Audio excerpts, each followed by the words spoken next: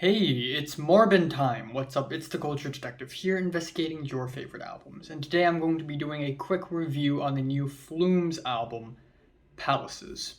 Let's pull my camera closer. Yes, there we go. Yes. Woohoo. So, Flume is an Australian electronic music producer, DJ, and this is his new album, Palaces. And in 2016, he released Skins, which has a lot of interesting electronic music on it, but it never really gone anywhere until in 2019 he released Hi, This Is Flume mixtape, which is basically Flume at his craziest, wildest, most adventurous, and most fun.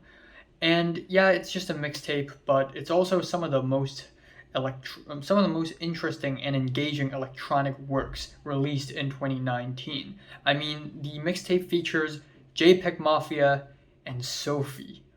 What? Yeah, it's crazy. You guys should check it out. Now, Flume has returned with a new album, Palaces, and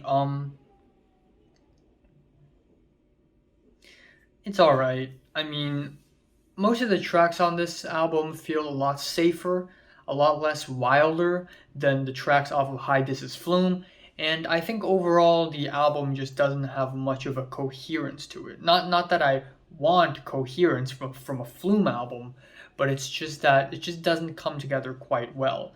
Now we have the album opener Highest Building, which is a pretty underwhelming opener in my opinion, with the epic spacey synthy instrumentals, the clapping beats, the buzzing distorted rhythms. It sounds good, but the whole track together just doesn't come together. It just feels like a bunch of loose sounds.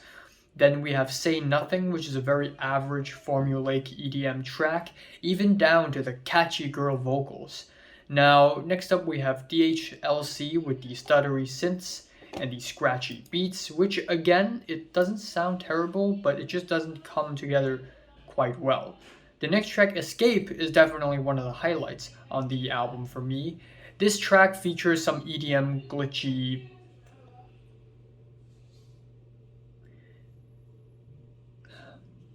every day.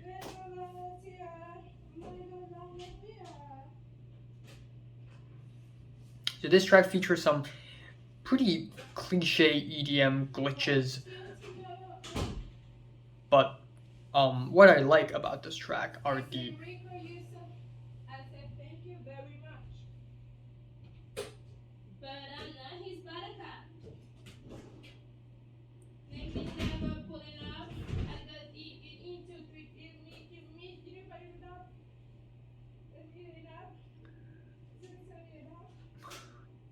hits and the beat drops. They are absolutely insane on this track. If I could describe this track with a few words, it would be it's like the EDM interpretation of schizophrenia. Now, next up, we have I Can't Tell, which is a moody electronic piece. It starts off really strong, but then we have the beat drop, which kind of stops the momentum a little bit. And then that is followed with a couple of very great tracks, probably two of my favorite tracks on the album. Get You, with the buzzing bass, weird, odd, random rhythms, and these bassy, watery, crispy sound effects. It's all very interesting and experimental, and I really like that. That is followed with Jasper's Song, with the warped piano bits and the heavenly, climbing synths and strings.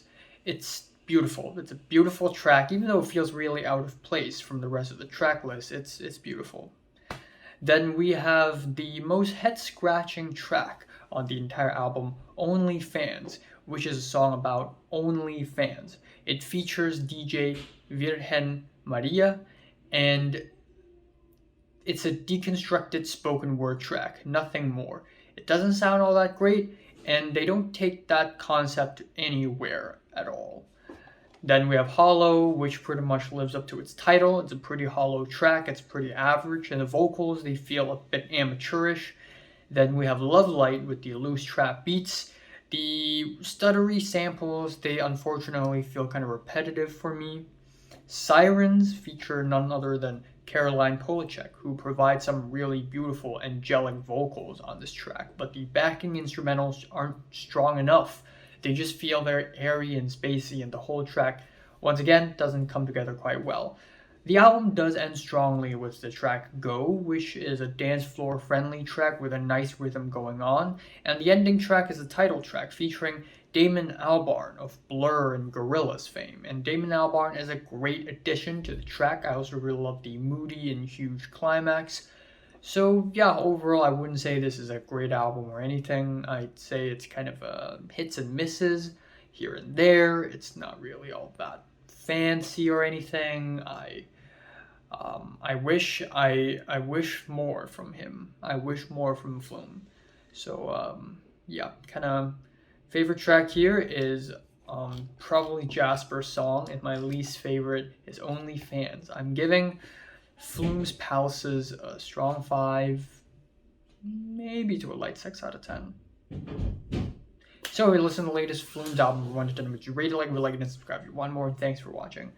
One more album review before I end off this month, and that would be the new Matmos album.